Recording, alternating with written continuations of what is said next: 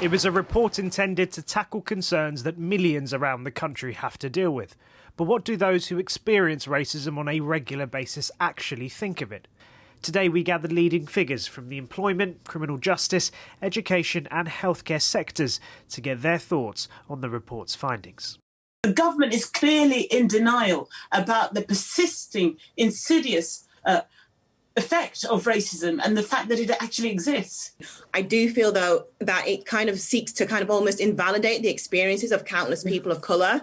I don't see how you can possibly say that race is a lesser issue than it is. One of the things that's been highlighted is this idea that historic racism creates a deep mistrust within communities, and that serves as a barrier that slows down or prevents social progression.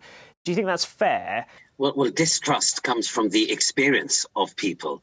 And I represent doctors, and that all the evidence has shown over the decades that doctors from ethnic minority backgrounds have been severely disadvantaged in our health service. Historic racism is what has led to systems and structures that are built to allow our white colleagues to advance further than the ethnic minority colleagues. What do we call that?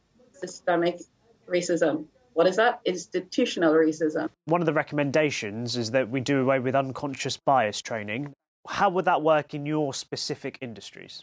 The recommendation to get rid of it is fine as long as we have something to replace it with. I think it's very simplistic to say that all training is good or bad, or it has value. What's really important is to recognise there's a real cultural problem. There's a specific quote that I want to read you all. It's in the report. There's a new story about the Caribbean experience, which speaks to the slave period not only being about profit and suffering, but how culturally African people transformed themselves into remodelled African and Britons.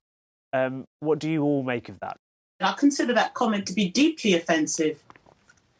How can people transform themselves? It's almost as though they're trying to put a positive spin on slavery. I think that quote in itself represents how this report is very convoluted and unaware of its own assessment.